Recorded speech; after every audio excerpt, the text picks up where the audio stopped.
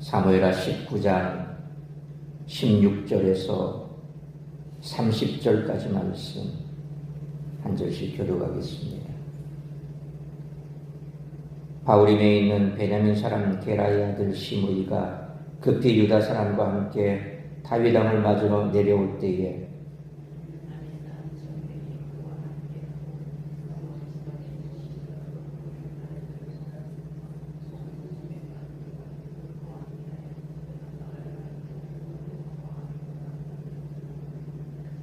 왕의 가족을 건너가게 하며 왕이 좋게 여기는 대로 쓰게 하려 하여 나룻배로 건너가니 왕이 요단을 건너가게 할 때에 게라의 아들 시므이가 왕 앞에 엎드려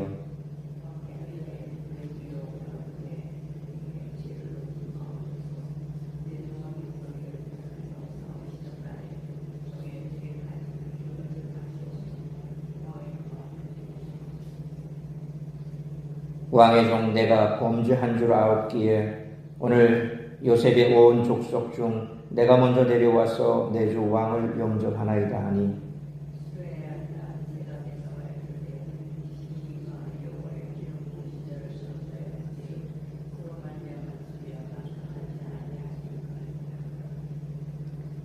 다윗이 이르되 스루야의 아들들아 내가 너희와 무슨 상관이 있기에 너희가 오늘 나의 원수가 되느냐? 오늘 어찌하여 이스라엘 가운데서 사람을 죽이겠느냐? 내가 오늘 이스라엘의 왕이 된 것을 내가 알지 못하리요 하고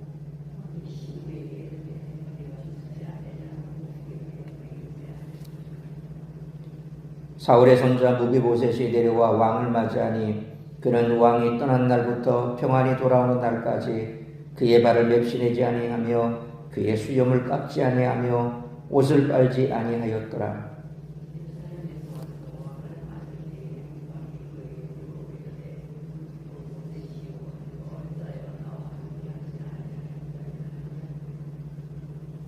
대답하되 내 주 왕이요 왕의 종인 나는 다리를 절므로 내 나귀의 안장을 지워 그 위에 타고 왕과 함께 가려 하였더니 내 종이 나를 속이고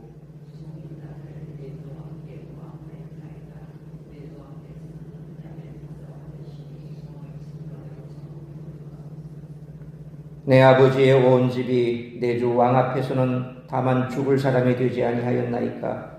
그러나 종을 왕의 상에서 음식 먹는 자 가운데 두셨사오니 내게 아직 무슨 공의가 있어서 다시 왕께 부르짖을 수 있사오리까 하니라.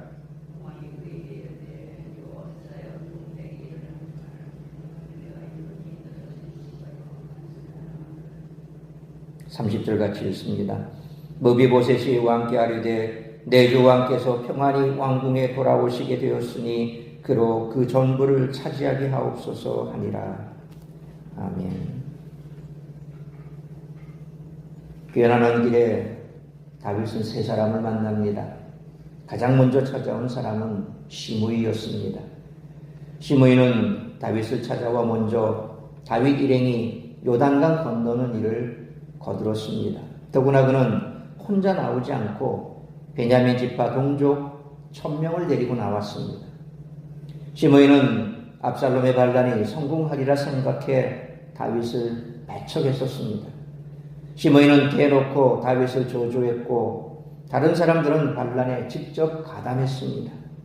그런데 다윗은 온 이스라엘의 왕으로서 자기 목을 향해 칼을 겨누었던 모든 사람을 품고 왕권을 확립하기로 했습니다. 그러므로 시므이도 지금 시점에서는 처벌할 수 없었습니다.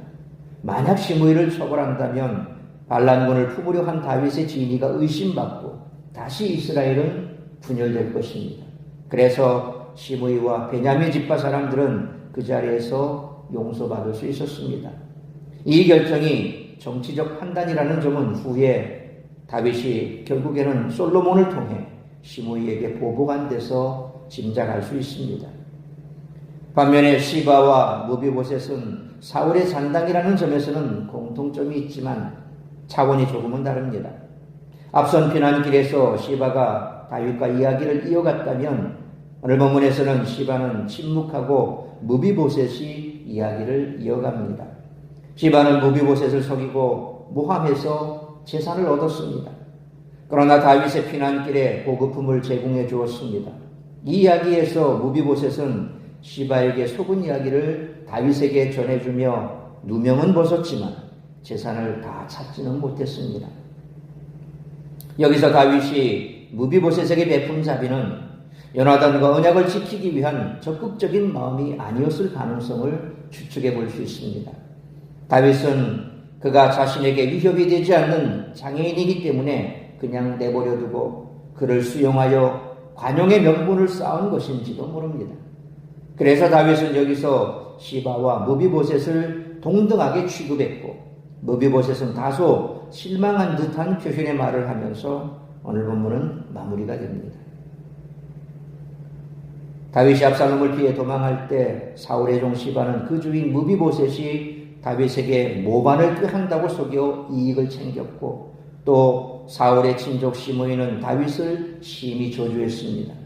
분명히 두 사람은 예루살렘에 귀환한 다윗에 의해 처형을 당해 마땅한 자들이었습니다. 하지만 다윗은 화합과 재건이 가장 중요하다고 판단했기에 이들을 용서했습니다. 따라서 이와 같은 오늘 본문의 말씀을 통해서 우리들이 깨달아야 할 것은 첫째로 16절로 23절 말씀처럼 성도는 하나님의 용서에 감사하며 용서와 긍휼을 베풀어야 한다는 것입니다. 시므이는 16절로 18절 상반절 말씀처럼 생명의 위협 앞에서 상당한 정치적 감각을 발휘했습니다. 그는 베냐민 사람 1000명과 더불어 다윗에게 와서 왕과 그 일행이 강을 건널 수 있도록 도왔습니다. 그리고 18절 하반절로 20절 말씀처럼 다윗 앞에 엎드려 용서를 구했습니다. 사실 이렇게 엎드려 용서를 구하고 있지만 시므이는 동시에 자신이 1000명의 베냐민 사람을 동원할 수 있음을 과시하며 자신을 치면 다윗도 큰 정치적 부담을 안게 되리라고 암시했을 수도 있습니다.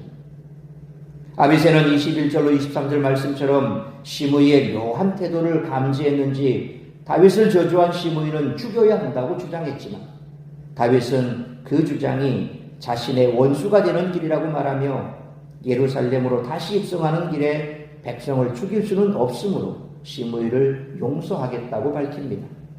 사실 다윗은 이렇게 사과와 위협을 동시에 전하는 시므이를 진정으로 용서하지는 않았습니다.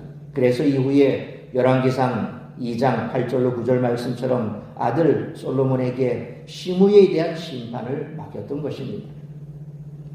분명 시므이는 죽어 마땅한 자였지만 다윗은 더 이상 이스라엘이 내전의 고통에 휘말리게 할 수 없었기 때문에 그를 용서하는 선택을 합니다. 만약 여기서 다윗이 시므이를 용서하지 않았다면 다윗과 압살롬의 전쟁이 끝나자마자 다윗 집안과 사울 집안의 전쟁이 벌어지는 비극이 펼쳐졌을 것입니다.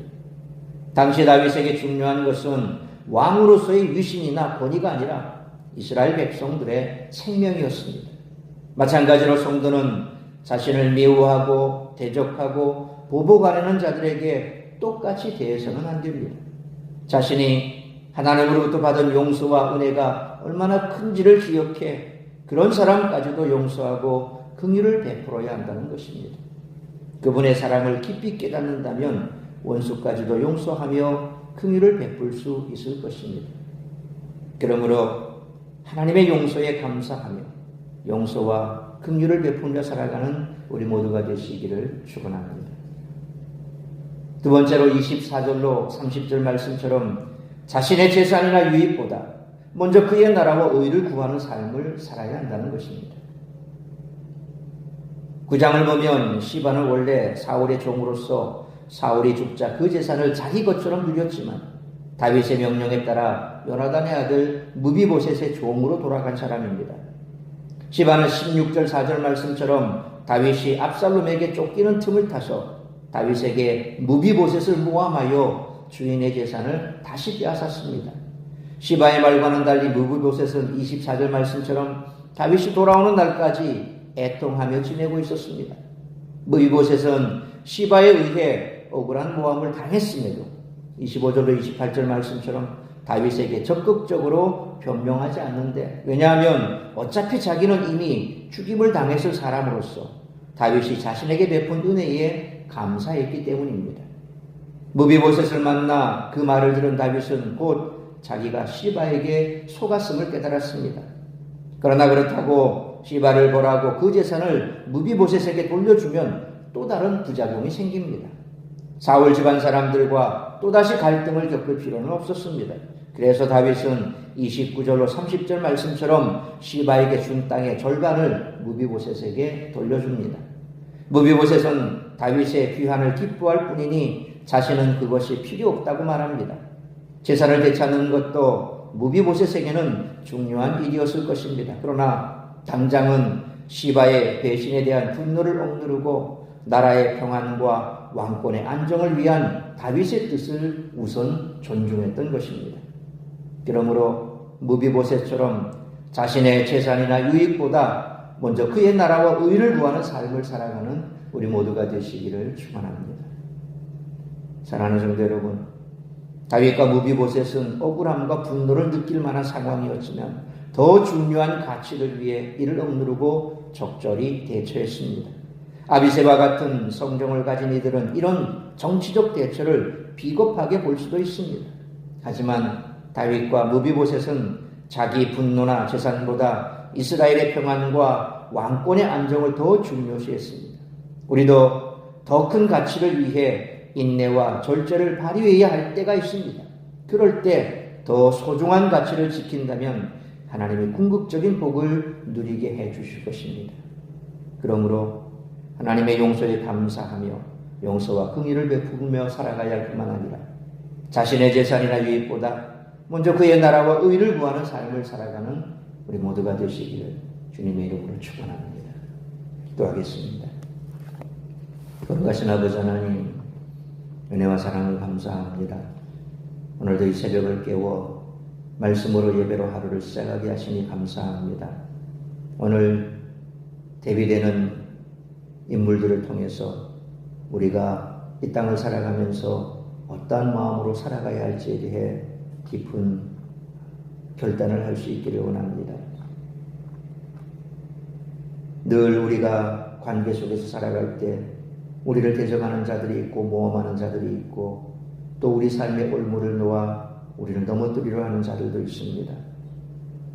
그와 같은 우리의 대적들을 바라볼 때 우리는 분노하고 똑같이 보복하고 싶은 마음이 생기는 것은 인지상정입니다. 그런데 우리 역시 우리의 죄를 하나님께서 온전히 다 우리에게 갚은 것이 아니라 우리가 하나님 앞에 우리의 죄를 자복하고 통회하며 용서하시고 또 우리가 알고 모르고 지은 모든 죄들 가운데 용서받지 못한 죄까지라도 하나님께서는 깊이 기억하지 아니하시고 간과하시며 우리를 용서하시는 긍휼의 하나님이심을 우리가 잘 알고 있습니다. 하나님의 진대대로 우리가 그렇게 하나님 앞에 심판받았다면 다 멸망하고 남았을 자들입니다. 그러므로 우리가 이와 같이 우리를 대적하는 자들, 그들에게 똑같이 갚아주고자 하는 그런 마음보다는 우리 또한 하나님으로부터 용서함 받고 긍휼과 자비함으로 지금까지 살아왔기에 그런 대적들조차라도 사랑하고 품고 용서할 수 있는 마음을 가져야 할 줄 믿습니다. 그러므로 우리가 지금까지 용서하지 못하고 내 마음속에 담아둔 그러한 자들이 있다면 오늘 이 아침 다 털고 용서하고 긍휼의 마음을 가질 수 있도록 우리에게 은혜를 베풀어 주옵시고 세상의 것에 심취해서 내 욕심과 내 유익을 위해서 이처럼 세상 가운데서 세상 사람들과 똑같이 살아가는 어리석은 삶을 살아가지 않게 하시고 먼저 그의 나라와 의를 구하는 삶을 살아갈 수 있는 우리 모두가 되게 하여 주옵소서.